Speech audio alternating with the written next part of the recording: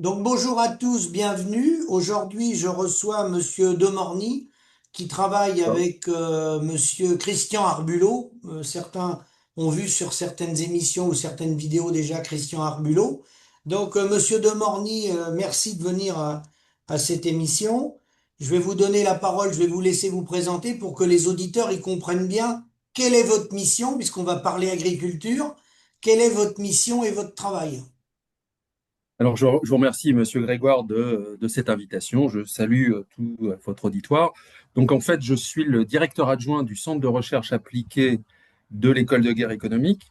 Donc, l'École de guerre économique est une structure d'enseignement supérieur qui enseigne que les rapports économiques ne se réduisent pas à la concurrence, mais que en fait les acteurs économiques mobilisent un certain nombre de moyens économiques ou non économiques à but de gains économiques. C'est ça qu'on appelle la guerre économique. Et l'école de guerre économique a été créée en 1997 par le général Pichot-Duclos et Christian Arbulot que vous venez de citer. Et nous, notre centre de recherche appliqué a pour but d'analyser des situations, de faire des études de cas, de promouvoir et de proposer des grilles d'interprétation, des grilles de lecture sur un certain nombre de sujets. Et en fait, cette année, on a décidé de travailler sur le concept de quelles sont les conditions de survie d'une population sur un territoire, et que les deux premiers axes d'analyse de ce champ vaste, donc les conditions de survie d'une population sur un territoire, le premier axe, c'est l'alimentation, et c'est à ce titre que j'interviendrai, et le deuxième axe, c'est l'industrie du médicament. Et bien évidemment, il y a d'autres axes Oui. qu'on va explorer au fur et à mesure, mais notre thème global, en tant que de centre de recherche principal, sont les conditions de survie d'une population sur un territoire dans trois dimensions. Donc nous, on analyse, centre de recherche de l'école de guerre économique, on analyse la guerre économique. Je vous ai donné la définition. Un des sous-champs de la guerre économique, c'est l'usage offensif de l'information, donc ce qu'on appelle, nous, la guerre de l'information. Si vous voulez, à un autre moment, on pourra en parler. Et une autre dimension, guerre de l'information, c'est agir sur les perceptions des gens, sur la manière dont ils, euh, ils reçoivent des données, des informations, des constructions sur des situations. Et il y a une autre dimension qui est la guerre cognitive, qui est en fait la manière d'influencer non pas simplement leur perception d'un sujet, mais leur compréhension Bien d'une sûr. situation, leur représentation. Donc en fait, ce sont les trois dimensions, les trois champs exploratoires que nous étudions. Voilà. Très bien. Donc vous pouvez démarrer comme vous l'aviez prévu, à dérouler. Donc en fait, vous m'aviez demandé de faire une présentation rétrospective en fait des réformes ou des modifications structurantes du secteur agricole, Agricole. et vous m'avez demandé de remonter jusqu'aux années 1960. Donc en fait, je vais vous présenter les différentes étapes. Et puis quand on sera sur la période à partir de 2020-2021, je serai plus précis et il y aura plus Bien d'éléments parce sûr. que je pense que la situation contemporaine intéresse peut-être plus Tout à votre fait. auditoire, Tout à mais fait. il est important de comprendre les processus antérieurs pour justement identifier les patterns, les structures sous-jacentes qui expliquent largement la situation difficile dans laquelle l'agriculture française se trouve actuellement. Alors pourquoi 1960-1962? Bien parce qu'en fait, c'est la première fois qu'il y a des lois d'orientation agricole. C'est l'ère dite Pisani. Edgar Pisani était ministre de l'Agriculture de 1961 à 1966.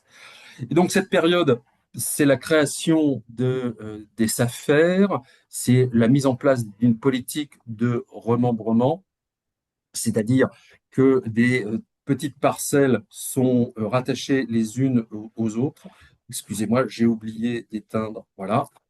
Euh, le, donc c'est pour rassembler des petites parcelles en moyenne ou en grosse parcelle. C'est ça qu'on appelle le remembrement. Vraiment. Et c'est dans un but d'augmenter la capacité de production alimentaire de la France que c'est le début de la politique de machinisation et de pétrolisation de l'agriculture française. Point de référence important qu'on oublie, la dernière émeute de la faim, je répète, la dernière émeute de la faim qui a eu lieu en France, elle a eu lieu quelques années auparavant, c'est en 1948. On a des émeutes parce que les gens sous ticket de rationnement n'ont pas Oui, assez d'alimentation.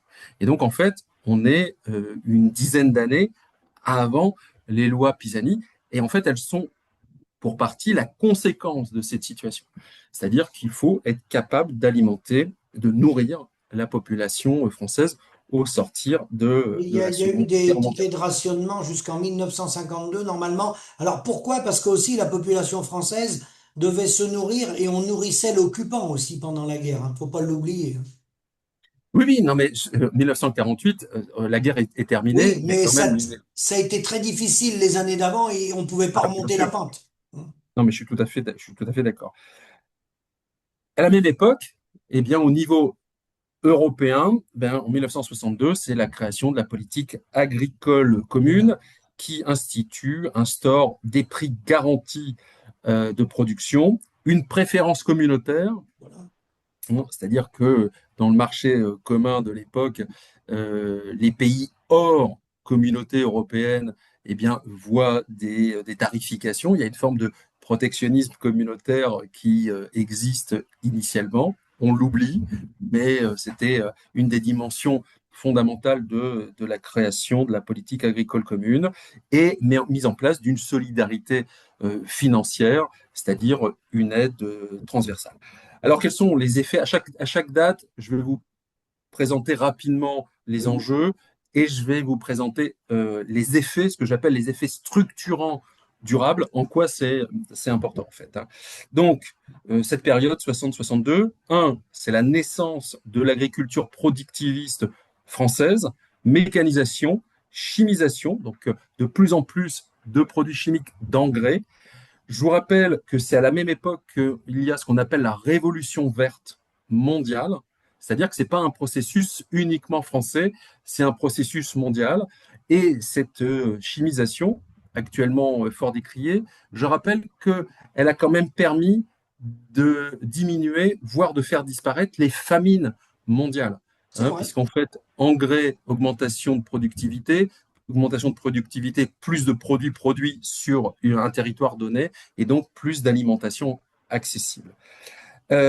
Spécialisation aussi, c'est-à-dire qu'on passe petit à petit de la polyculture à la culture spécialisée, et en fait ça devient le modèle majoritaire, prépondérant, voire quasiment unique.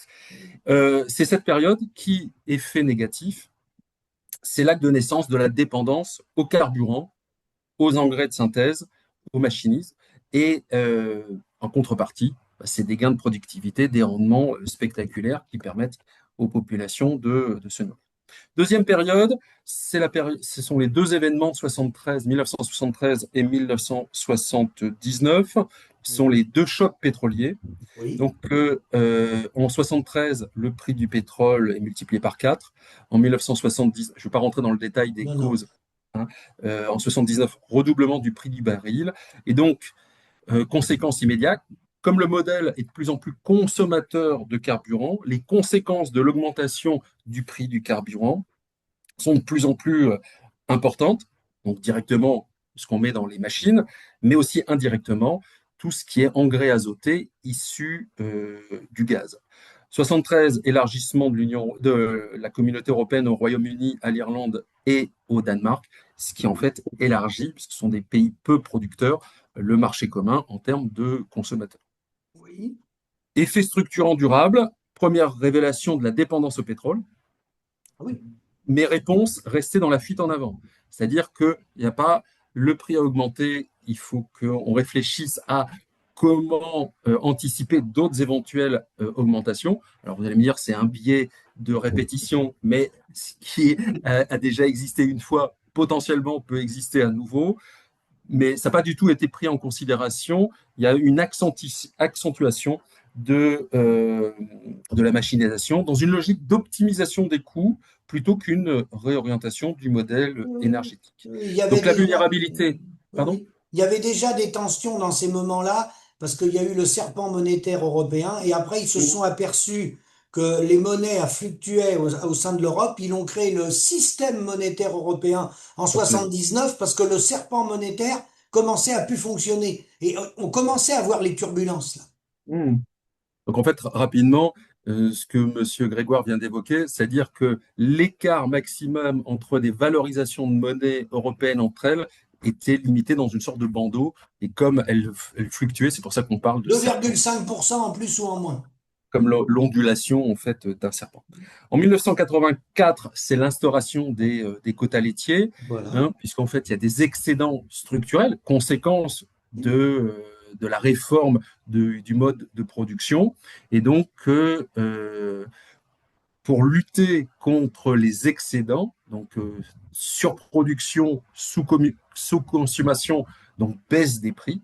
Donc, c'est les fameux montagnes de beurre, les bacs à lait. Et donc, en fait, la Commission européenne stocke des excédents de production ou pour lisser lorsqu'il y a des creux ou pour euh, exporter à d'autres moments, pour donner ou pour détruire. Tout à Hein, fait. ça a été le scandale de la destruction des produits laitiers, alors qu'il y avait des processus de famine en Afrique, je vous rappelle. Oui, Donc la CE encadre et limite la production des pays par pays. oui, Hein, donc les quotas laitiers sont des quotas nationaux qui après sont déclinés en quotas de producteurs. Donc effet structurant durable, c'est toujours la même présentation. oui. Donc on passe d'une logique de production libre, chacun produit la quantité qu'il souhaite ou qu'il peut, vers une logique de gestion administrée de l'offre, pas de la consommation, de l'offre, de la production. Ça restructure totalement l'élevage laitier, ça conditionne les exploitations à une rente, c'est-à-dire une situation persistante de revenus structurés normativement. Et j'anticipe, mais 2015, la rente de quota s'effondre. C'est ça. 1986, élargissement de la communauté européenne à l'Espagne et au Portugal. Euh, Contrairement à l'élargissement antérieur, là, ce sont des pays producteurs agricoles qui sont très compétitifs en matière de production de fruits, de légumes et de vin. Donc, effet structurant durable, c'est on a une mise sous pression concurrentielle durable au sein de la communauté européenne en ce qui concerne le maraîchage, l'arboriculture et la viticulture, bien évidemment, mise sous tension, comme on est du point de vue français, des secteurs productifs français sur ces trois dimensions. Et c'est un signe avant-coureur où ça préfigure les distorsions euh, de compétitivité à l'intérieur de l'Europe, liées à des disparités de coûts du travail, de normes phytosanitaires Bien sûr. qui ne s'appliquent pas de la même manière à cette époque, dans une certaine mesure encore actuellement, avec les exceptions, qui nourrissent encore la colère agricole. 1992, autre étape importante, c'est ce qu'on appelle la réforme McSherry. Donc c'est un premier changement majeur de la politique agricole commune. Les soutiens par les prix, ça c'est important, les soutiens par les prix sont remplacés par des aides directes compensatoires. C'est-à-dire c'est une révolution, Ah oui, c'est-à-dire qu'avant 92, on soutenait le prix de vente, c'est-à-dire qu'on retirait des excédents de production pour qu'il y ait un maintien de niveau prix minimal. On sûr. abandonne cette logique et il y a une disjonction, il y a un découplage entre capacité de production et niveau de revenu, puisqu'en fait, ce sont des aides compensatoires Oui, oui. à la perte de revenus. Et le vrai terme, c'était, on parle de la PAC, mais c'était aide compensatoire aux surfaces cultivées. Voilà. Et en fait, pourquoi il y a ce changement de logique? Parce qu'il y a des pressions du GATT Oui, et il y a une conséquence du coût budgétaire des excédents. oui, C'est-à-dire que bien sûr. 92, les États se disent on ne veut plus financer cette normalisation des prix de marché. Donc c'est dans une logique de désintervention de l'État C'est ça. dans le secteur agricole sur la détermination des prix pour, en fait, la logique, c'est du cataplasme sur la jambe de bois. C'est-à-dire que on est dans des logiques de compensation et non pas de soutien à la production. Ça, c'est très, très important. Et d'ailleurs, c'est de 92 que remonte les revendications encore actuelles tout à fait. du droit à un revenu digne. C'est lié à ce changement de paradigme, qui n'est pas un changement de paradigme interne de marché, c'est vraiment un changement de paradigme normatif. C'est par le droit. Donc, ce qui veut dire que par le droit, on pourrait changer ce paradigme. Hein, ça, c'est aussi important de De le souligner. d'évaluer le fait que ce sont des choix politiques. Ce ne Bien sont sûr. pas des choix économiques, ce sont des choix politiques qui ont des conséquences économiques, voire des conséquences anti-économiques. Hein, on pourrait le dire comme ça. Donc, l'effet structurant durable, toujours la même chose. Donc, on a un alignement progressif des prix agricoles européens sur les cours mondiaux, alignement des cours européens sur les cours mondiaux. Et bien évidemment, on comprend bien, coûts de production plus bas, normes phytosanitaires inexistantes, etc., ou très faibles d'un point de vue mondial. Mais en fait, on met en compétition des acteurs qui ne sont pas, c'est la première ligue et la ligue amateur, et Ah on les bah oui, fait jouer ensemble, et après on s'étonne que les résultats sont toujours les mêmes. Donc voilà.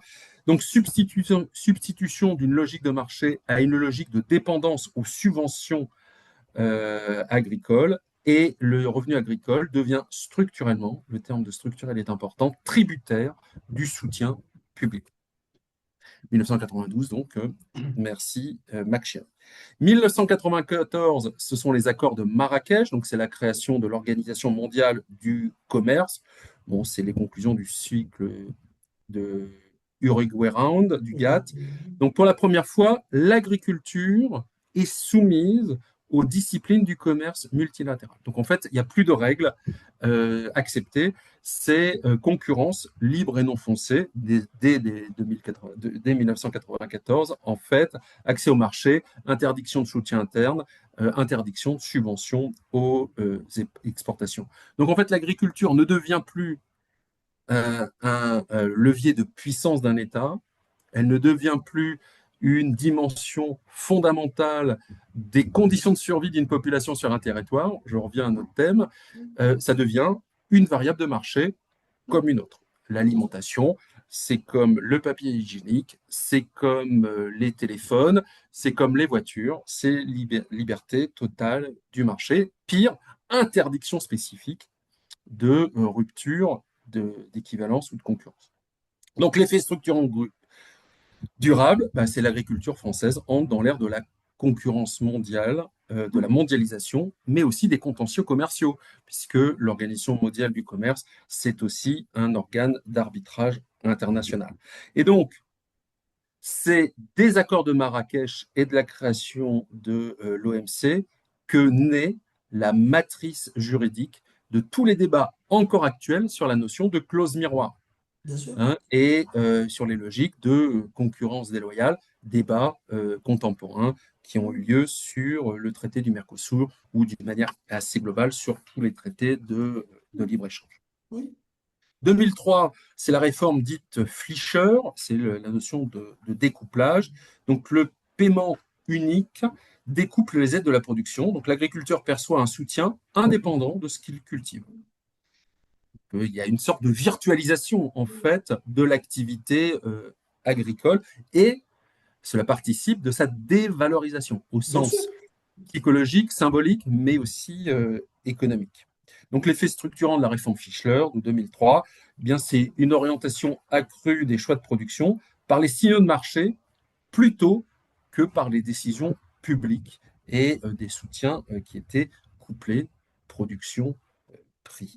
Donc on a une fragilisation des filières qui sont peu rentables et une accentualisation de la spécialisation Oui, territoriale. Et c'est comme ça qu'on a le développement des zones de monoculture, avec comme conséquence importante, c'est que l'élargissement d'une zone de monoculture, ça fragilise la totalité de la zone, parce qu'il suffit qu'il y ait une pathologie spécifique qui apparaisse et toute la zone est sinistrée.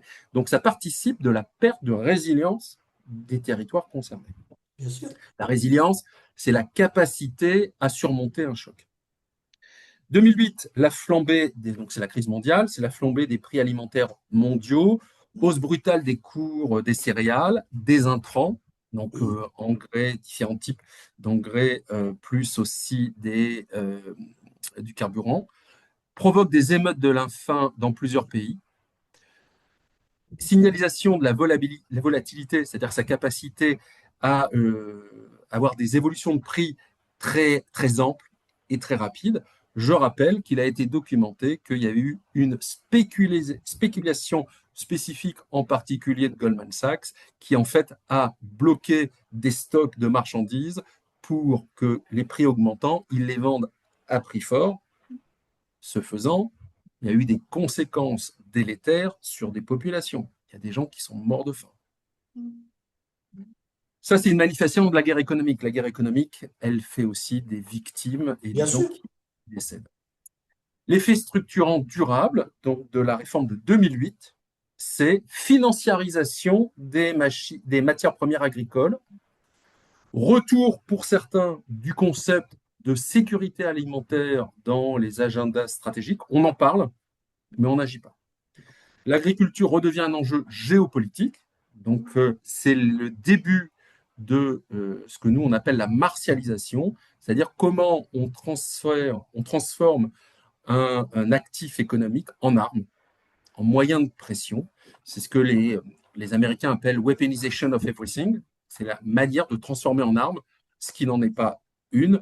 Dans la culture française, on appelle ça des armes par destination, mais vous voyez bien que armes par destination économique, c'est un peu lourd. Donc c'est pour ça qu'on parle de martialisation. Vous allez me dire, c'est aussi lourd, mais bon, Oui. ça renvoie à un univers beaucoup plus guerrier de la conflictualité, qui est l'analyse que nous portons sur les confrontations économiques. 2015, c'est la fin des quotas laitiers. Je vous en avais parlé tout à l'heure. Et en 2017, c'est la fin des quotas sucriers. Donc, cette suppression qui avait été décidée en 2008, mais elle est appliquée en 2015, elle dérégule totalement l'offre laitière européenne. Donc, premier effet structurant durable, surproduction immédiate, effondrement des prix, crise laitière en 2016 et l'explosion directe des éleveurs au marché mondial devient structurelle et sans aucun filet de protection, Ben non. sans filet de régulation de l'offre.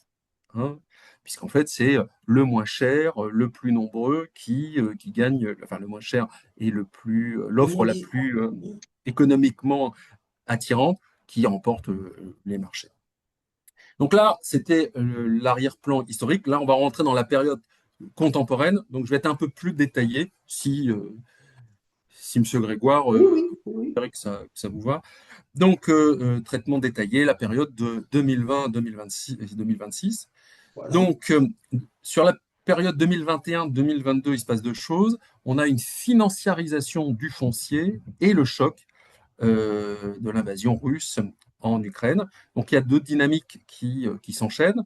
Financiarisation du foncier, qu'est-ce que c'est? C'est des acquisitions par des sociétés du foncier. On a de plus en plus d'investisseurs étrangers qui achètent des terres agricoles en France. C'est l'épisode qui a été documenté des achats de terres dans l'Indre et dans l'Allier, qui est à l'origine d'une loi, la loi Sempastou de 2021, qui justement essaye de réguler la cession de parts de sociétés agricoles pour éviter que, en fait, eh bien, les terres agricoles françaises ne deviennent des actifs étrangers qui, en fait, ont, dans une logique de financiarisation, mais en même temps de consolidation de leur propre approvisionnement C'est ça. d'un point de vue stratégique. C'est aussi l'époque où il y a des entreprises de lait en poudre chinoises qui s'installent en Bretagne, si En ma mémoire est bonne, Bretagne, en Bretagne. hein, parce qu'en fait, les Chinois changent de mode d'alimentation, ils ont besoin de lait, ils n'en produisent pas assez chez eux, Non. et donc, comme le lait, c'est 90% d'eau, bien, on en extrait l'eau et on transporte les protéines, la caséine, etc., euh, pour le reconstituer, tout simplement pour des économies de coûts de transport. Ça Tout à sert à fait. rien, dans une logique d'optimisation financière, de Oui, transporter oui, de l'eau. oui, oui. C'est une stratégie des Chinois. Ils ont acquéri un peu plus de 10 millions d'hectares hors de leurs frontières. Voilà.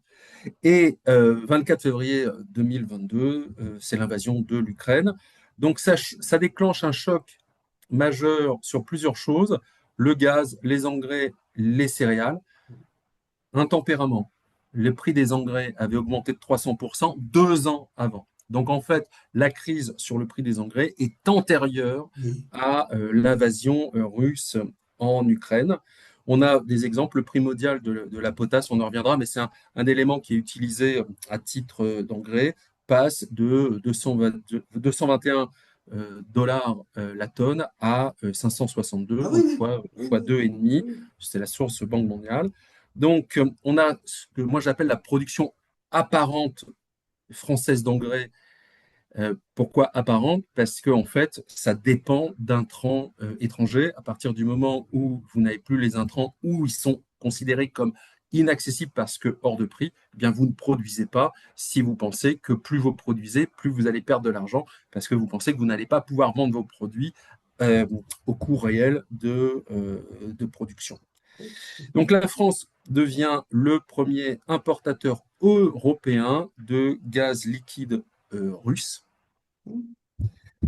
tout en augmentant ses importations d'engrais azotés. Ça, c'était avant qu'il y ait les sanctions économiques. Avant. Oui, c'est avant les sanctions économiques qui sont les conséquences de l'invasion en Ukraine, conséquences, mais qui sont aussi des choix politiques. Hein, Bien c'est pas sûr. tombé du ciel, il y a eu des décisions qui ont été prises. Alors les effets structurants durables, ben, un, c'est une révélation brutale de la dépendance en intrants stratégiques. Oui. Le foncier, comme les engrais, cesse d'être perçu comme des acquis de la souveraineté, comme des acquis, c'est-à-dire qu'il y a des enjeux de fluctuation, il y a des stratégies directes, indirectes qui sont mises en place et qui commencent à être visibles sur ces deux sujets.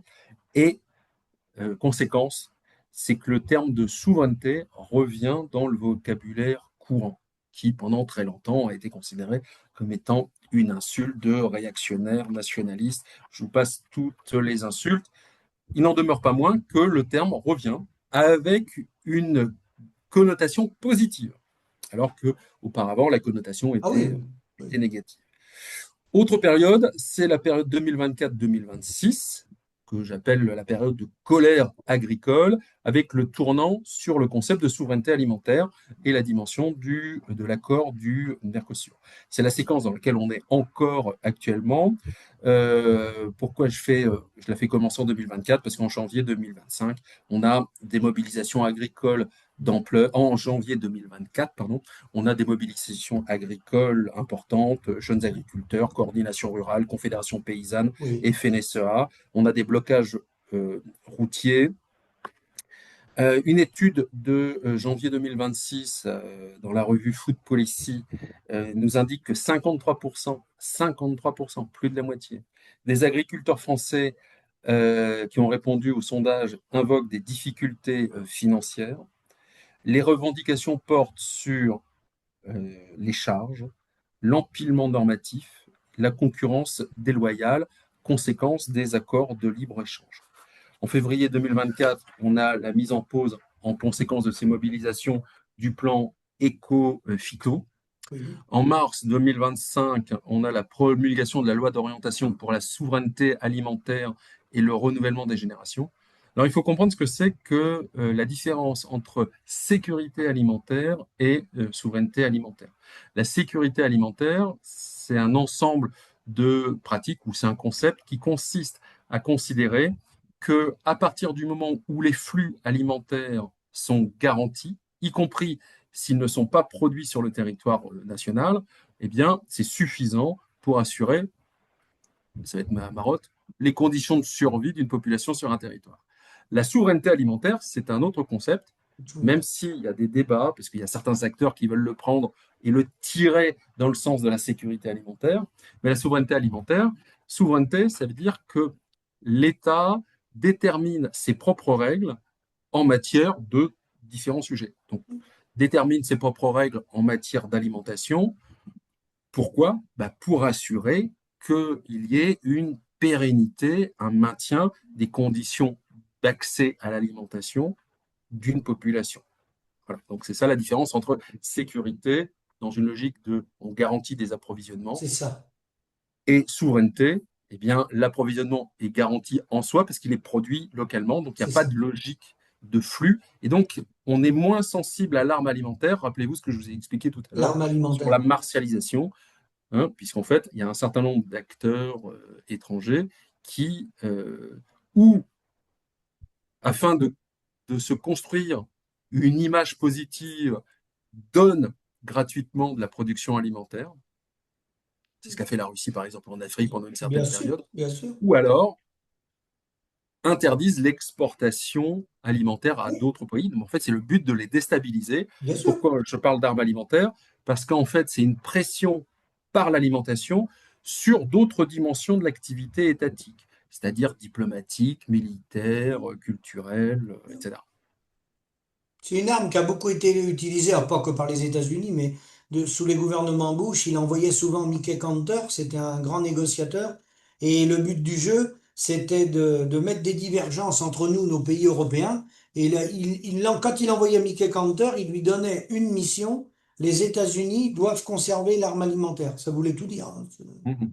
Et donc, en fait, la loi d'orientation pour la souveraineté alimentaire et le renouvellement des générations, article 1, il érige la protection de l'agriculture en, je cite, intérêt général majeur Oui, et en intérêt fondamental de la nation. Ça a quoi comme conséquence? Parce que dans le code pénal, s'il y a une atteinte aux intérêts fondamentaux de la nation, eh bien, il y a des conséquences pénales importantes.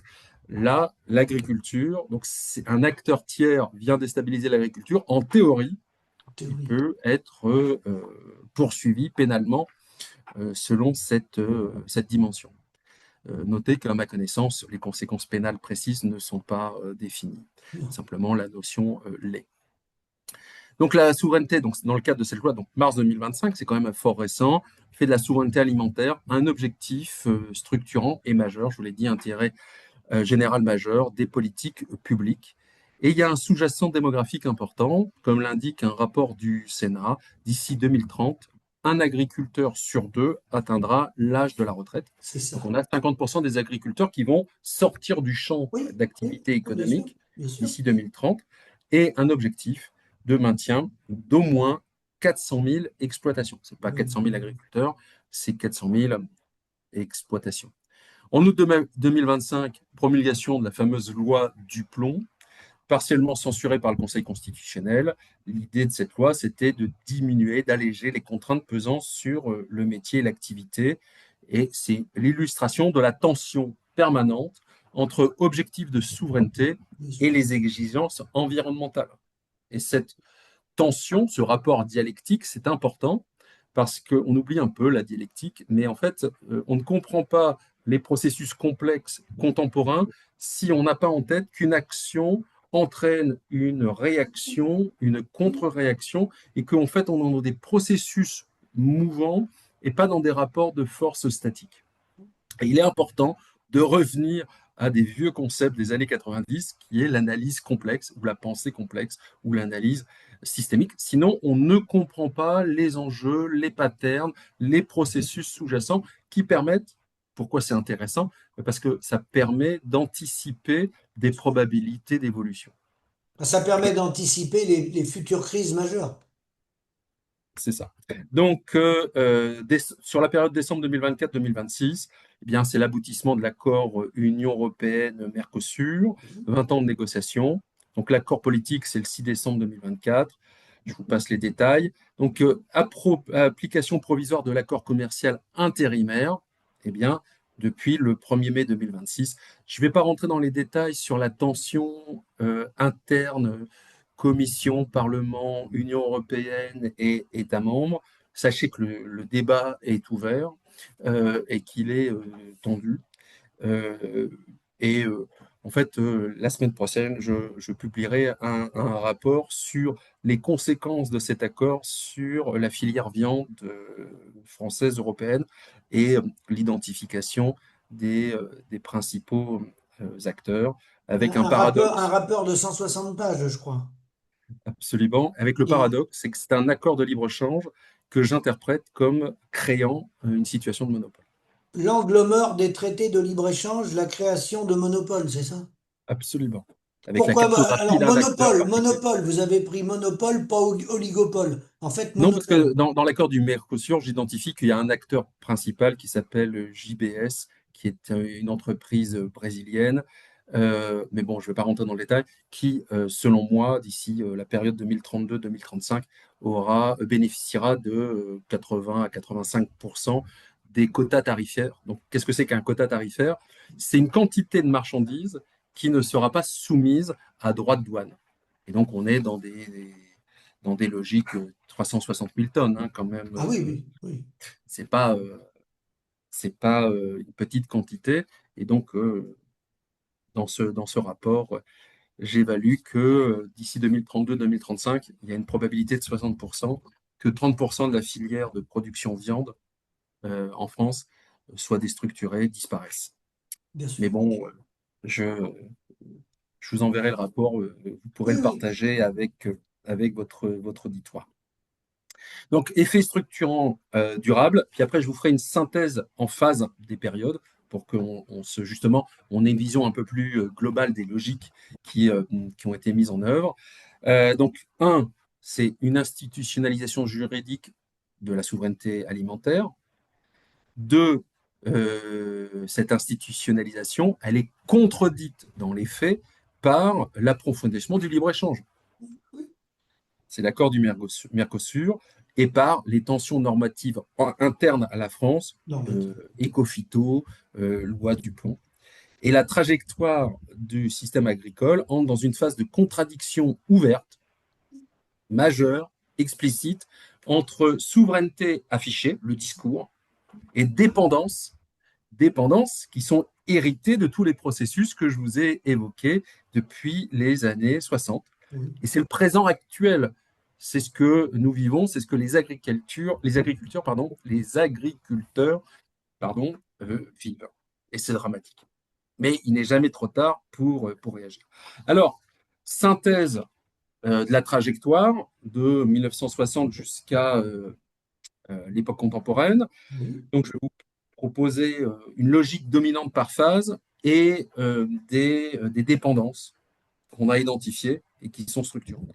Donc, première phase, période 1960-1972, c'est la modernisation productiviste et quelles sont les dépendances structurantes qui se développent aux intrants de synthèse, les engrais, et logique machiniste, donc aussi dépendant aux machines Agricole. qui se développent. Période 73-91, c'est gestion des excédents, logique de régulation, donc les dépendances identifiées, énergie fossile, qui a été vue, diagnostiquée, mais qui n'a pas été traitée. Période 92-2007, c'est la logique de libéralisation et de découplage, et donc les dépendances agricoles, c'est dépendance au cours des marchés mondiaux, globalisation et dépendance aux subventions. C'est le modèle qui se met en place sur la période 92-2007. Je le répète, conséquence de choix de politique publique. Tout à fait. Période 2008-2019, on est dans une logique de volatilité, de dérégulation, le grand bazar, hein, et donc c'est dépendance, c'est les cours mondiaux, et financiarisation, accentuation de la financiarisation, et en réalité du caractère capitalistique de la production agricole. C'est-à-dire que l'agriculture devient un secteur à fort, ce qu'on dit heavy asset, c'est-à-dire qu'il faut des investissements lourds et importants. Et d'ailleurs, c'est un des problèmes de la fragilité financière des structures agricoles ou des agriculteurs, pardon. Oui. Moi, je suis un peu allergique. Donc, puis en fait, il faut investir beaucoup Oui. et le retour sur investissement est à longue échéance et faible, voire inexistant. Oui, parce que les marches sont trop. Voilà. Voilà. Donc, et période contemporaine 2020-2026, donc choc géopolitique. Ah oui. On en reparlera si vous voulez. Donc, guerre en Ukraine, guerre israélo-irano-américaine, détroit d'Ormuz. Et là, on découvre Oui, que oui. ceux qui peuvent envoyer des missiles sur un couloir étroit, qu'on appelle un détroit, eh bien, peuvent instrumentaliser leur capacité de nuisance pour que les autres aient à payer les conséquences économiques, eh bien, c'est la situation actuelle. Petite incidente, très rapide. Habituellement, dans un conflit, on parle d'attaquants, d'attaqués Oui, et de neutres. En oui, guerre économique, c'est pas trois postures, il y en a cinq. Il y a l'attaquant, on est oui, d'accord. Il y a l'attaqué, on est d'accord, qui peut devenir l'attaquant s'il est en période, s'il riposte, très oui, bien.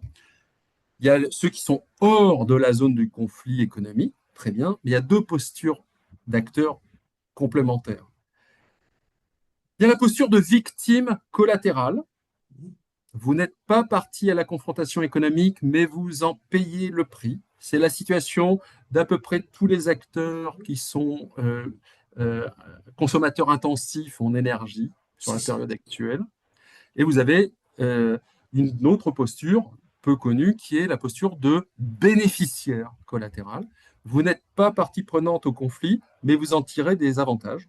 Je vous donne un petit exemple.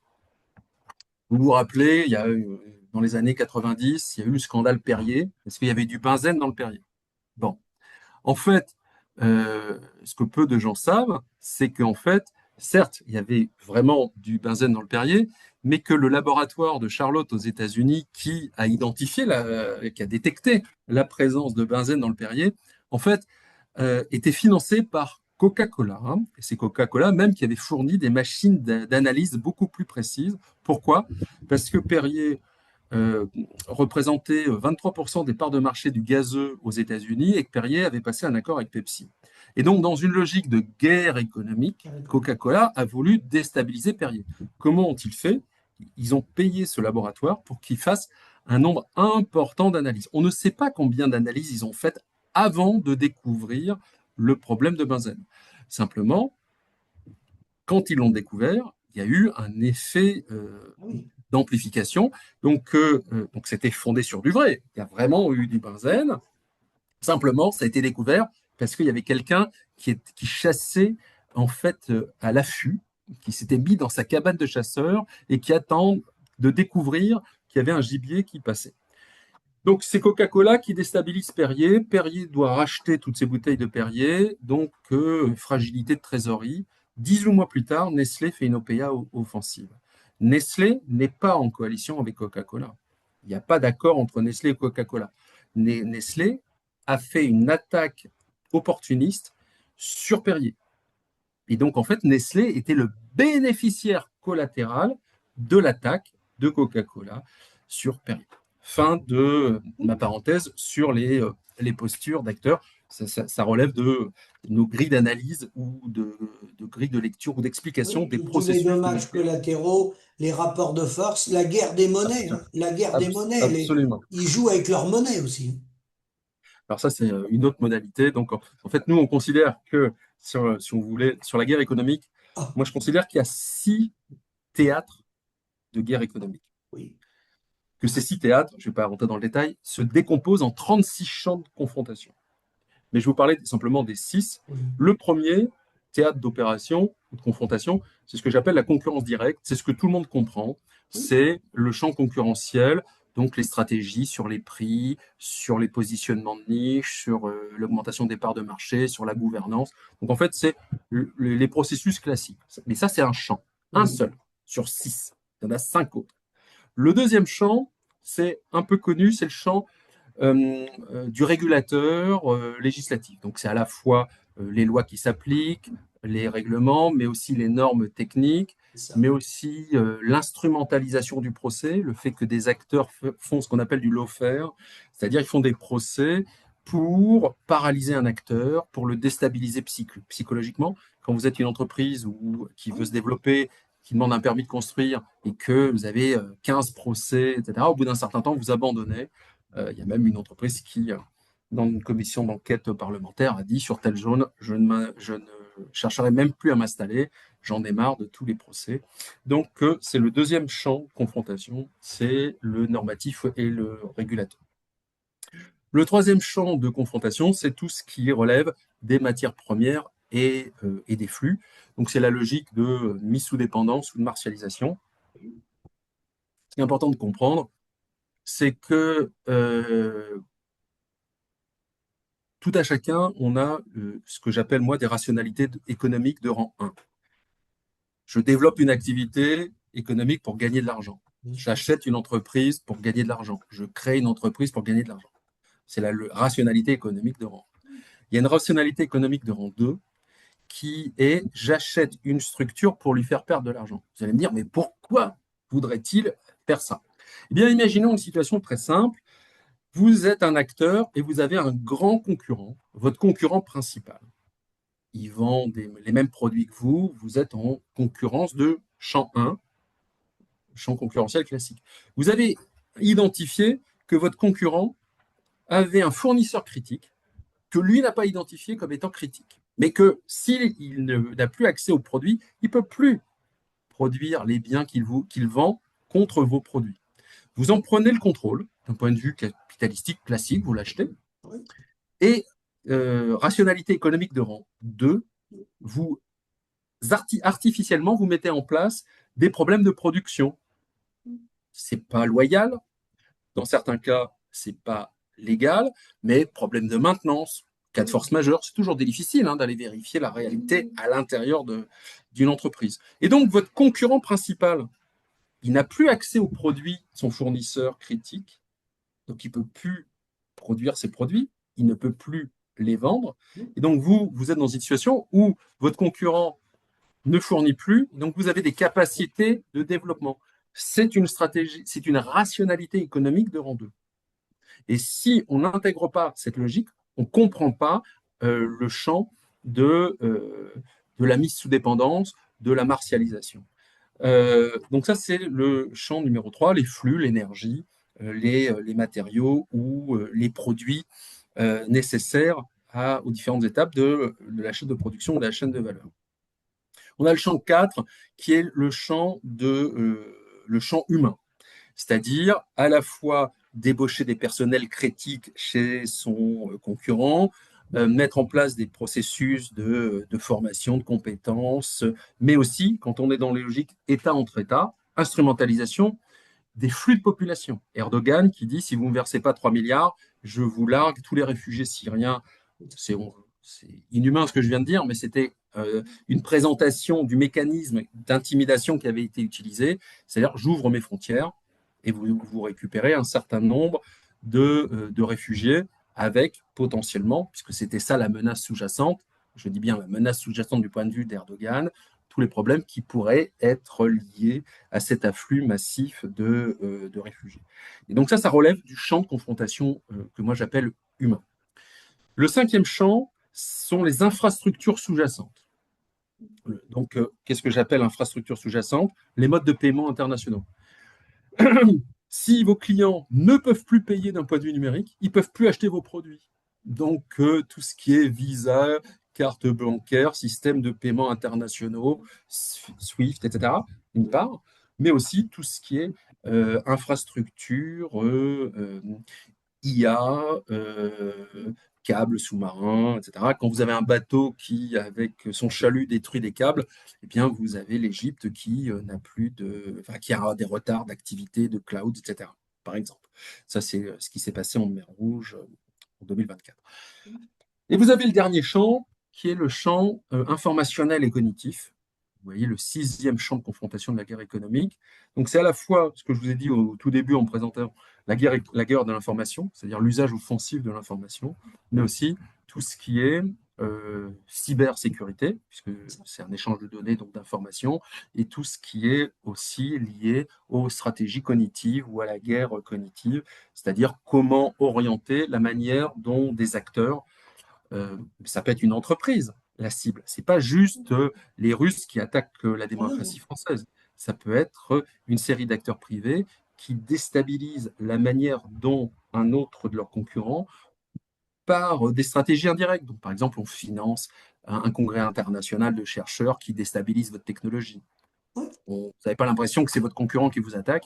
Vous dites, tiens, c'est pourquoi on dit que mon produit, il est dangereux, etc. Bah, dans certains cas, c'est pas généralisé, mais c'est une illustration. Eh bien, c'est une stratégie indirecte d'un de vos concurrents qui finance des thèses, des colloques, etc. Voilà, donc ça, c'est les 6 champs de confrontation de la guerre économique. qui s'applique aussi au secteur agricole. Donc là, je vous ai Oui, parlé de l'évolution, je vous ai fait une petite incise sur ce que c'est que la guerre économique. Si vous voulez, on peut évoquer maintenant plus en détail les vulnérabilités stratégiques en oui, fonction des natures de produits où je peux répondre à vos questions, c'est comme oui, vous le sur les denrées agricoles, sur les productions agricoles. Oui, c'est ça. Le Donc, marché. première dimension, l'énergie directe. Donc, c'est le primat du gasoil non routier. Donc, Oui, à chaque fois, je vais faire de la même présentation, oui, essaye oui, d'être consistant en méthodologie, c'est-à-dire je vais vous donner des données, je vais vous donner des informations statistiques, consommation, producteur, etc. Et je vais vous expliquer euh, quelles sont les conséquences de cette réalité structurante de chacun des aspects qu'on va évoquer. Donc, l'énergie, alors, point de vue méthodologique, sachez que il y a des controverses d'évaluation entre les services comptables de l'ADEME, le Centre commun de recherche de la Commission européenne et l'Organisation des Nations unies pour l'alimentation et l'agriculture. Donc, quand il y a des désaccords, parce qu'en fait, ils n'utilisent pas la même définition de l'énergie directe ou de l'énergie indirecte, je vous donnerai à ce moment-là des fourchettes. Hein. L'idée n'est pas de vous assommer de... non, non, C'est juste des ordres de grandeur. Hein. Donc, la consommation énergétique directe en gasoil non routier, donc c'est un gasoil qui n'est pas taxé de la même manière que le gasoil qu'on utilise dans les véhicules courants, et c'est à peu près 3% de la consommation nationale d'énergie, et c'est à peu près 50%, 51% de la consommation d'énergie globale du secteur agricole. Donc le gasoil non routier, c'est à peu près la moitié de la consommation, donc c'est essentiel, c'est fondamental. Hein. Donc, une restriction d'accès, ça veut dire une incapacité de production, de labourage, de récolte, de moisson, etc. Mais aussi pour partie aussi de chauffage, on verra oui, la dimension. Donc, la consommation fluctue, mais elle est à plus ou moins 10% dans les mêmes étiages. Donc, le gasoil non routier, c'est l'intrant énergétique principal du secteur agricole. Les produits pétroliers, en 2020, c'était 71% de la consommation énergétique agricole. Donc, ça veut dire que ça baisse. Il y a un effort du secteur, ça c'est important de le noter, hein, pour diminuer à la fois sa dépendance, puisque j'attire l'attention sur le fait qu'on ne produit pas de pétrole en France, d'une part, et d'autre part, donc il y a l'aspect stratégique, mais il y a aussi l'aspect environnemental. Ils intègrent un certain nombre d'impératifs environnementaux. L'électricité représente à peu près 15% des consommations énergétiques du secteur et les énergies renouvelables à peu près 9%. Et quant au gaz naturel, c'est à peu près 5%. Donc c'est à peu près le mix énergétique du secteur agricole contemporain. Alors, les écarts, donc il y a je vous ai dit, il y a trois types d'écarts. Pour certains, c'est 71%, d'autres 53%, pour d'autres 70%, etc. C'est parce qu'en fait, les périmètres sont distincts. C'est pas que les données sont fausses, c'est que la définition n'est pas la même. Je ne rentrerai pas dans le détail. Alors, quelles sont les conséquences de l'exposition géopolitique du secteur à cet intrant principal et majoritaire? Un, c'est un produit raffiné, le gasoil non routier. oui, Donc, le prix du gasoil non routier suit le prix du baril de pétrole. Donc, la dépendance n'est pas liée à un fournisseur identifié, spécifique, puisqu'il y a plusieurs fournisseurs, parce qu'il y a plusieurs types de pétrole, il y a au moins une centaine de types de pétrole différents, avec des utilisations et des raffinages différents. Donc en fait, c'est pas tant la dépendance à un fournisseur unique où il pourrait nous fermer le robinet puis on ne peut plus rien faire, mais c'est plutôt lié à la volatilité, donc à l'amplitude des fluctuations de prix de marché, ce qui rend difficile en fait pour l'agriculteur de de savoir et d'arbitrer, enfin de connaître l'évolution des prix et d'arbitrer sur je sors ma machine ou je la sors pas. Alors, si on s'intéresse à la réalité de l'expérience agricole, il y en a beaucoup qui ont des applications avec le suivi en temps réel. J'ai Oui, vu ça la dernière fois que je suis venu en Isère, pour justement qu'ils puissent avoir des arbitrages. Donc en fait, l'agriculteur, c'est aussi devenu un hyper technicien bien de sûr. la gestion de la donnée. Ça, c'est aussi important en termes Oui, d'image de la réalité du secteur. Donc, c'est pas le brave paysan, le sketch de Jean Reno, hein. On est passé à des techniciens qui ont des enjeux de complexité oui, difficilement gérables, à dire vrai, hein. oui, oui, oui, oui. Voilà, le dispositif fiscal de tarifs réduits de la base, de l'assise, a eu des conséquences d'atténuation, donc sur la période de juillet 2024, mais le choc, cette atténuation ne compense pas Non, non. la réalité du choc budgétaire. C'est tous les sujets actuels. Parce que le Donc ça a détaxé, été antérieur et c'est actuel encore. le GNR détaxé, l'État doit mettre à peu près 1 milliard d'euros. Ça doit leur coûter à peu près 1 milliard d'euros. Si on était au prix normal, l'État économiserait à peu près 1 milliard d'euros. Mais malgré ça, bien sûr que l'agriculture, ça résout pas le problème. Donc ça, c'est le premier gros axe, grand axe, c'est l'énergie directe. Il y a tout un deuxième axe qui est l'énergie indirecte et tout ce qui relève de la pétrochimie.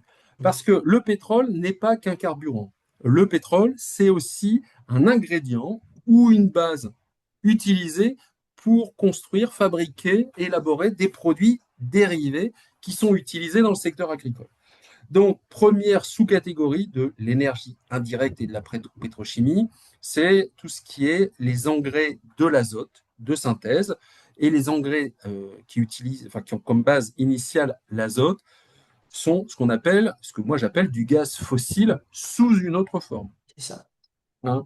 Donc, c'est la dépendance la plus stratégique et la plus immédiatement exploitable.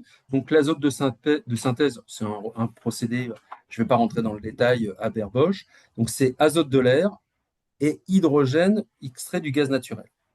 Et le gaz représente entre 80 et 90% du coût de production de l'ammoniac. Ah oui, Ammoniac, basse durée, donc c'est tout ce qui est ammonitrate et les solutions azotées qui en réalité sont des engrais, hein, puisqu'en fait les plantes ont besoin de l'azote bien sûr. pour accélérer leur production.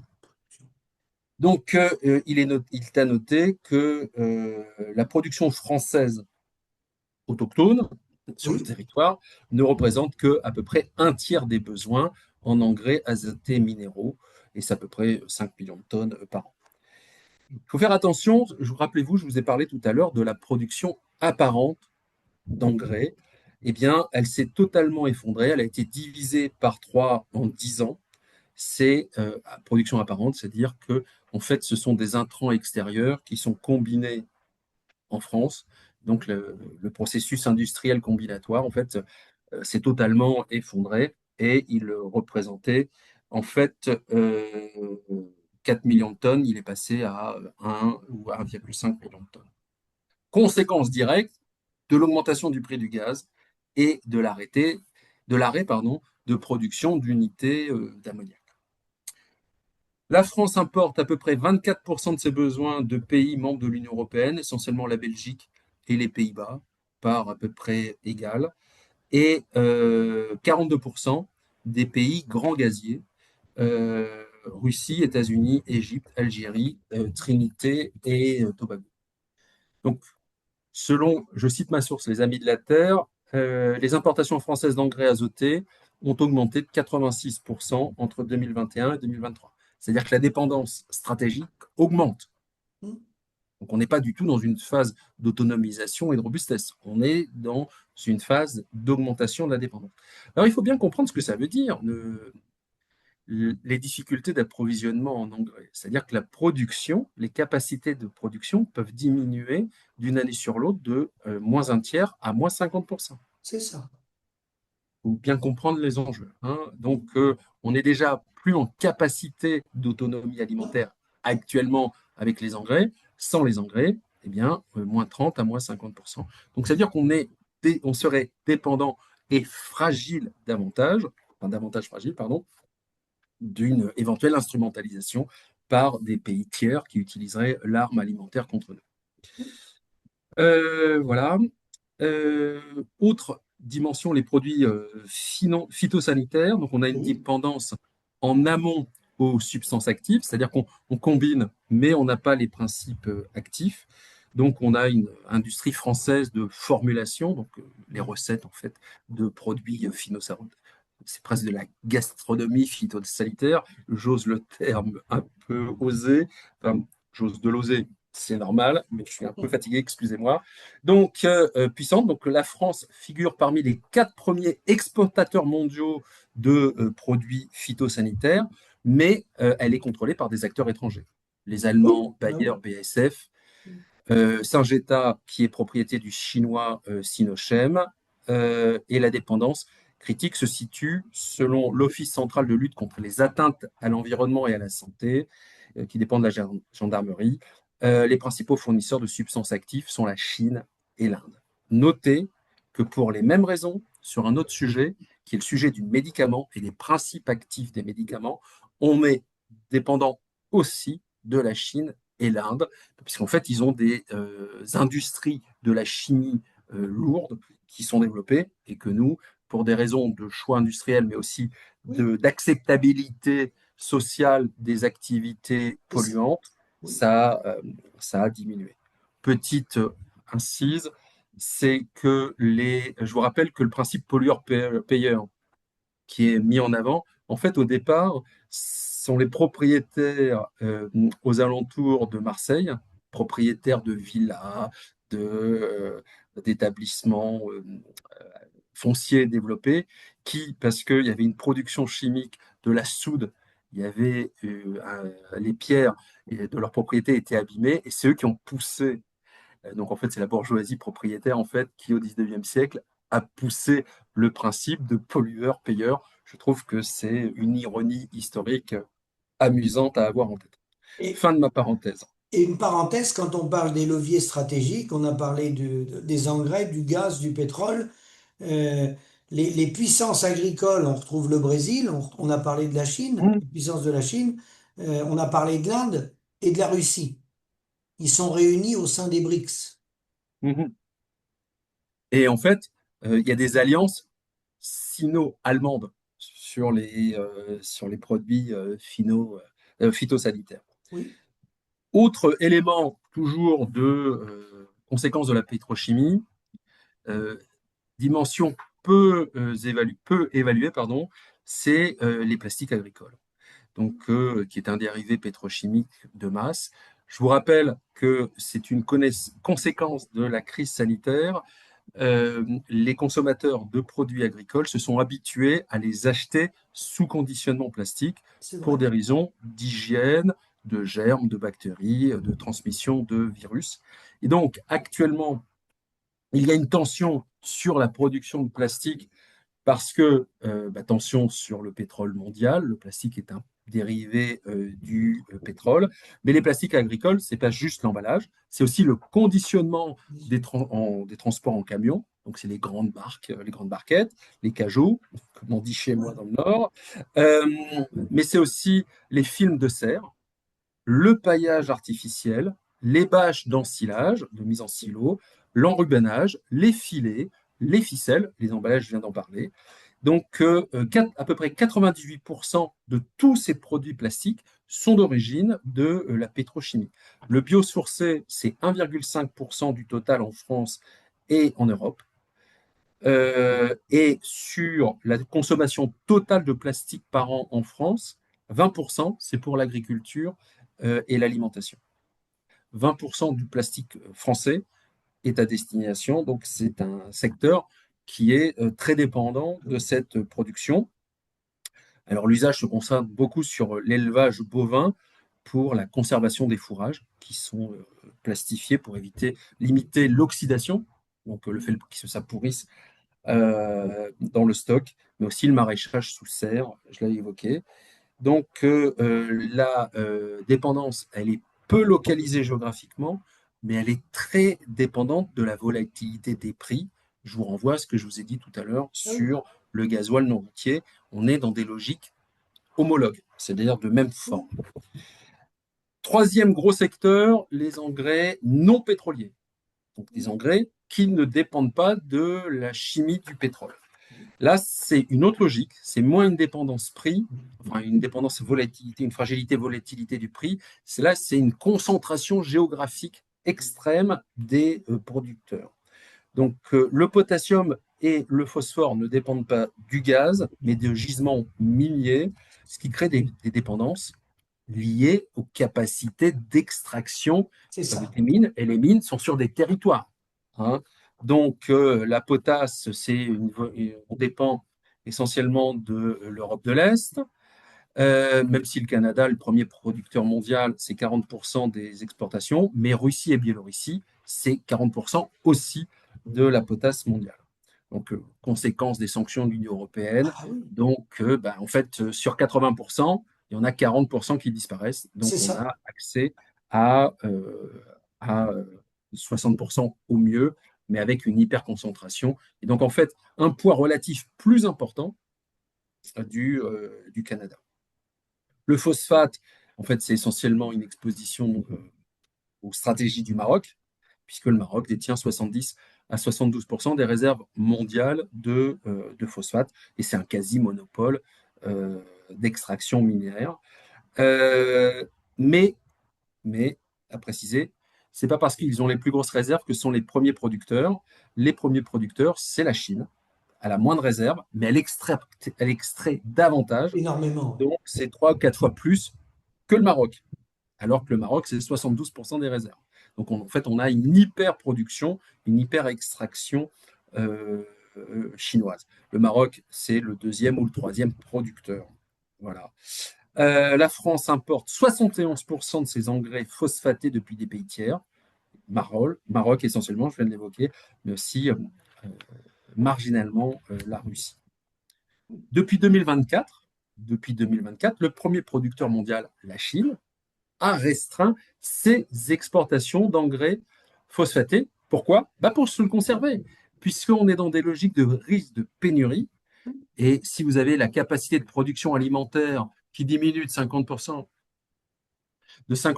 sur les engrais, enfin, si votre Oui, capacité de production alimentaire diminue de 30 à 50%, sur 1 milliard de population, vous imaginez les risques politiques internes.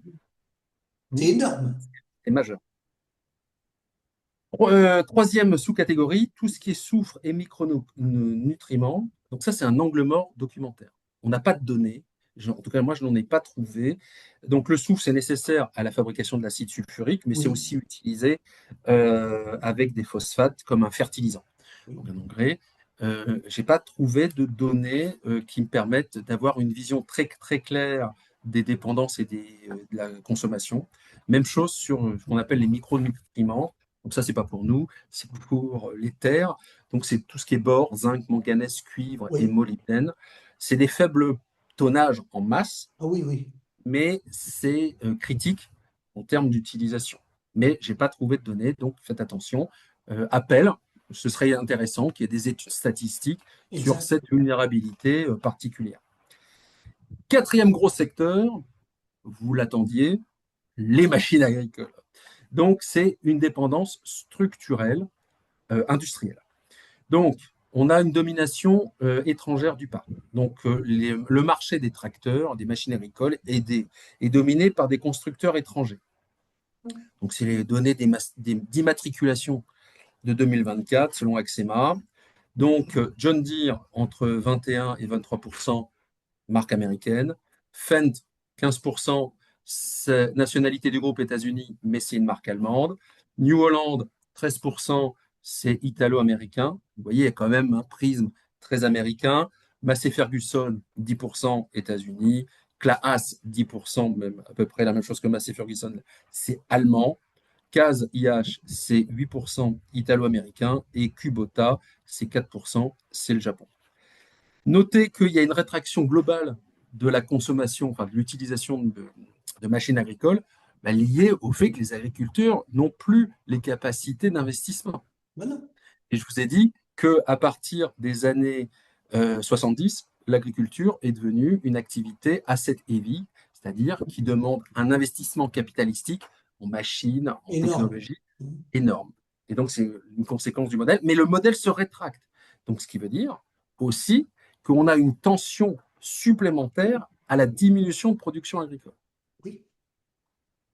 Alors, le spécificité du tissu national français, donc on a une résistance sur certains aspects, mais on est dans un déficit chronique.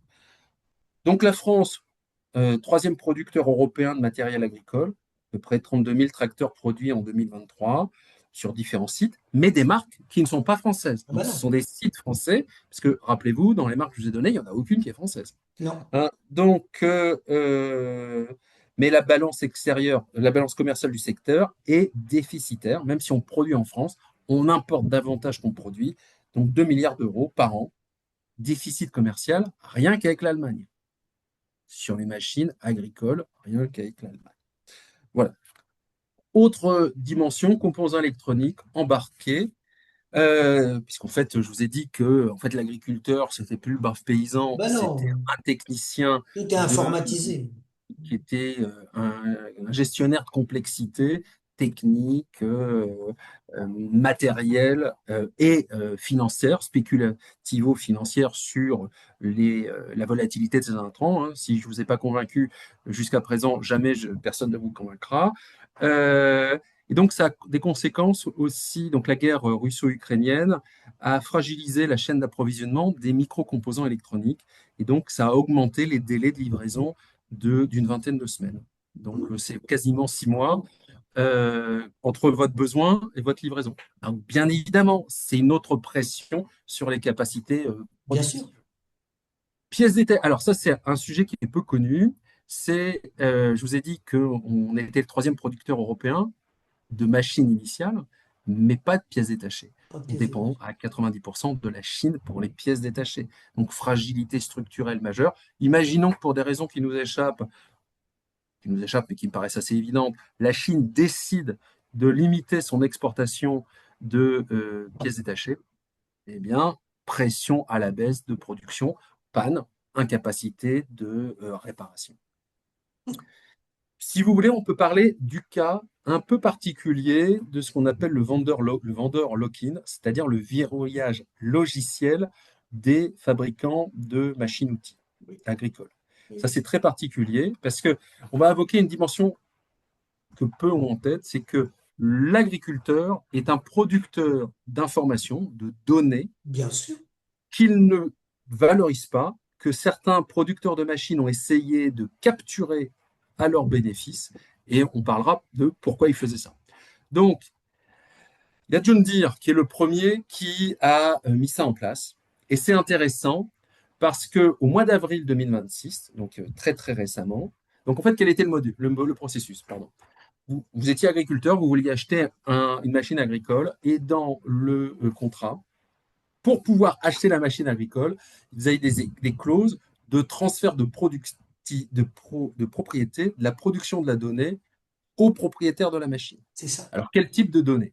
Il y a des capteurs qui étaient sur les moissonneuses-batteuses, sur les tracteurs, sur les machines, et des capteurs de géolocalisation, donc l'endroit où Oui. la machine se Oui. circule, de, euh, de calendrier, de chronodatage, etc. Et donc, en fait, vous aviez le producteur de la machine qui savait quand le producteur allait labourer, quand il allait moissonner, s'il passait plus de temps à moissonner que l'année précédente, etc. Donc, en fait, toutes ces données, Les rendements, les rendements, hein, étaient vendus par le fabricant du matériel agricole à des spéculateurs de marché agricole.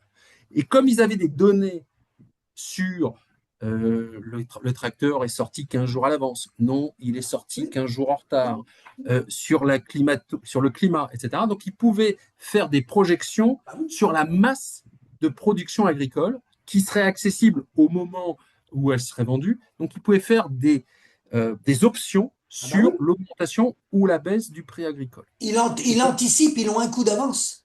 C'était des anticipations d'évolution de marché. Presque du délit d'initié, si ce n'est que C'était pas quelqu'un qui leur donnait une information privilégiée. Ils avaient accès à l'information au moment où elle était construite. Donc, bien évidemment, c'est une captation de valeur Ah parce bah oui. que la donnée devrait être rentable pour celui qui la produit, c'est-à-dire l'agriculteur. Et donc, aux États-Unis, il y a eu une poursuite, Oui. 13 plaintes qui, en 2022, ont été fusionnées en class action, donc processus de groupe aux États-Unis. Et en avril 2026, il y a eu une négociation et John Deere a accepté, un, de verser 99 millions de dollars aux plaignants, deux, de leur fournir pendant 10 ans ces outils logiciels de diagnostic sur les machines, et deux, d'indemniser le fait qu'il ait capté la valeur de la production de données. C'est aux États-Unis. Eh bien, moi, j'invite tous Ouais. les agriculteurs ou les syndicats différents à se saisir de ça Et est-ce que c'est une pour, jurisprudence qu'on peut reporter chez nous en Europe à voir? C'est pas pas les mêmes directement. juridictions, hein, mais on peut se servir de cet exemple. Ben, en tout cas, le producteur a déjà accepté une On est d'accord. négociation. Donc, en fait, c'est plutôt sous cet angle-là, il a déjà montré qu'il était vulnérable et fragile sur cet aspect et qu'il Oui. préférait payer que d'aller au procès. Eh bien, c'est un précédent. Donc, ce n'est pas un précédent juridique qui n'est pas directement Ben non. transposable en droit européen, Ben non. mais le même producteur peut avoir la même Non, non, non, le vulnérabilité droit et la européen n'est même pas le même que la juridiction aux et la États-Unis. propension à aller à la négociation, mais, l'idée, c'est pas d'avoir une réparation, l'idée, c'est que cette pratique n'existe plus. C'est C'est que ce ça. soit l'agriculteur qui puisse gagner de l'argent avec les données qu'il produit ou décider de ne pas la partager et de ne pas la valoriser. Mais que Tout ce à soit fait. lui qui décide, que ce ne soit pas imposé en termes de captation. Voilà, alors si vous voulez, en Oui. synthèse, je peux vous présenter les enjeux avec ce que j'appelle le degré d'exposition, c'est le niveau de risque, hein, Oui. de Oui, oui. fragilité Oui. systémique du secteur sur les différentes dimensions que je viens d'évoquer. Donc en ce qui concerne le carburant et le gasoil non routier, la dépendance physique, c'est le marché mondial. Les fournisseurs critiques, c'est OPEP et les Détroits, Hormuz et Mer Rouge, lien avec l'actualité. Est-ce qu'ils sont remplaçables à court terme? Bah, très faiblement, puisque passer d'un véhicule gasoil à un véhicule électrique, ça ne se fait pas d'un claquement de doigts. Non. Donc la capacité de remplacement, elle est faible et le risque, il est très élevé. Les engrais azotés, les dépendances physiques dominantes, c'est le gaz naturel, lié au processus chimique que j'ai évoqué tout à l'heure, Haber-Bosch, c'est le nom des deux Oui, oui. physiciens. Hein, les fournisseurs critiques sont Russie, Algérie, Égypte, États-Unis, Trinité. La capacité de remplacement, elle est faible et coûteuse. Oui. Coûteuse. Euh, et l'exposition, elle est critique, risque de perte de diminution de production de 30 à 50%. Ah oui, oui, oui. Je vais pas, donc potasse, dépendance Oui. physique et Oui. gisement, je vous l'ai évoqué. Capacité de remplacement, elle est modérée, puisqu'on a 40% qui sont sortis du champ, 40% Canada. Donc le remplacement est déjà actif et l'exposition, elle est aussi élevée. Phosphate, c'est gisement. Maroc en réserve, Chine en réalité d'accès. C'est ça. Capacité de remplacement très très faible. Et là, c'est pareil, exposition majeure critique. Majeur. Soufre, micronutriments, je vous l'ai dit, on n'a pas les données. Donc, Non. c'est un axe à explorer. C'est diffus, peu documenté. Capacité de remplacement, on ne sait pas, c'est très variable. Et Oui. donc, je dirais que c'est modéré, mais c'est pas très sérieux ce que je viens de dire, puisqu'on manque Mais non. de. Tout ce qui est phytosanitaire, donc dépendance physique, c'est les substances actives qui sont importées. On ne les produit pas en France. On Non. les combine, on fait des recettes, on fait de la gastronomie phytosanitaire. Dépendance Chine, Inde, mais aussi les accords sino-allemands, important. Capacité de remplacement à court terme très très faible et donc le risque élevé. Plastique agricole, dépendant de la pétrochimie, c'est fournisseurs critiques, c'est diffus, mais volatilité prix liée au prix du baril. Tout à fait. Capacité de remplacement très faible, le biosourcé c'est 1,5%, donc dépendant de 98% du pétrole. Donc exposition, je dirais modérée, mais en voie d'augmentation. Ah oui. Machine-outil, donc on dépend de l'industrie étrangère, USA, Allemagne, Japon, capacité de remplacement très très faible. On ne peut pas construire des machines en claquant des doigts Ah en non, disant non, je non. décide de créer des machines, et donc risque très très élevé. Et dernier aspect, c'est tout ce qui est électronique, pièces détachées, fournisseurs critiques Asie de l'Est, verrouillage constructeur, puisqu'en fait, on ne peut pas remplacer par n'importe quelle pièce détachée, vous voyez bien le logique. La capacité de remplacement, elle est très très faible et l'exposition, elle est critique. Voilà ce que j'avais à vous dire sur Donc, la géopolitique et les liens ou les conséquences sur sur le secteur l'agriculture en général en France. agricole. Donc, conclusion, en France, on n'a pas de pétrole, mais on a des idées. Donc, il est peut-être Je grand dirais temps pas ça. Je dirais que sur les vulnérabilités stratégiques, on est hélas à court d'idées. Oui, non, mais je plaisantais parce qu'il y avait la phrase en France, on n'a pas de pétrole, mais on a des Entendu. idées. Alors, à quand la réindustrialisation? À quand le changement de modèle agricole? C'est pas urgent, c'est plus qu'urgent. Alors, il y a un lien majeur entre capacité de production industrielle et agriculture, Ah oui, puisque on a démontré depuis tout à l'heure qu'en fait, l'agriculture était un secteur dépendant de plusieurs industries, chimiques, chimie lourde, pétrochimie, machines agricoles, technologie de la donnée. ah oui, Et donc, si on n'entre pas dans une logique de réindustrialisation à but d'autonomie alimentaire, pas juste d'autonomie industrielle, d'autonomie alimentaire. Rappelez-vous ce que je vous ai dit, les conditions de survie d'une population sur un territoire. Eh bien, on accepte consciemment ou inconsciemment, ça dépend des parties de la population ou des décideurs, en fait, d'être des vassaux et de quémander c'est notre ça, alimentation. c'est ça, c'est ça. Donc le virage, il faut le prendre maintenant. Il est déjà trop tard, mais il faut le prendre maintenant. Alors, il n'est jamais trop tard pour Il- agir, simplement, c'est plus compliqué. Mais je vous rappelle un concept militaire approprié à la France, c'est ce qu'on appelle la furia francese, c'est-à-dire quand on est dos au mur, on est capable d'avoir une fougue, une furie qui permet de renverser la table et de gagner des batailles qui étaient considérées comme perdues d'avance. Le problème, c'est qu'on ne se comporte de cette manière que quand on est dos au mur. Dos au Donc mur. tout l'enjeu, c'est d'éloigner la distance entre le mur et la capacité de réaction. Ouais, ouais. Non, mais je pense que on a fait le tour, un beau résumé. Est-ce que vous avez un mot de conclusion, un mot de la fin sur toutes les données qu'on a pu... Alors je vais vous dire le mot de la fin au sens FAIM, c'est-à-dire Oui, que on se pique beaucoup de pensée stratégique sur les hautes technologies. Mais une pensée stratégique de haute technologie, quand on n'a pas assuré les conditions de survie de sa population, c'est dérisoire et inutile. sûr. Voilà ce que je voulais dire. Donc, conclusion, il faut revoir le modèle d'urgence, moi c'est ce que je prône, afin de protéger les paysans que j'appelle les nourriciers. Moi je les appelle les nourriciers sur les territoires.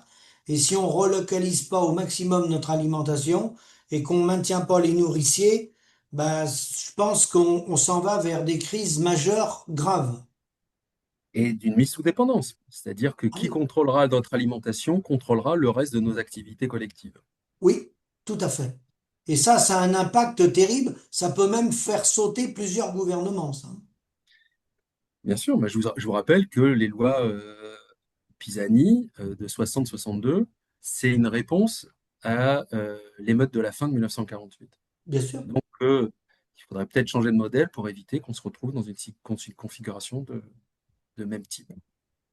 Eh bien, écoutez, Monsieur de Morny, merci pour votre intervention, merci pour toutes ces données, merci pour Je toutes vous en ces prie. précisions qui vont permettre d'éclairer ceux qui s'intéressent à la partie agricole. Et l'agriculture, c'est l'entretien des territoires, mais c'est l'alimentation. Et l'alimentation, on le rappelle jamais assez, l'alimentation, c'est la santé des êtres humains.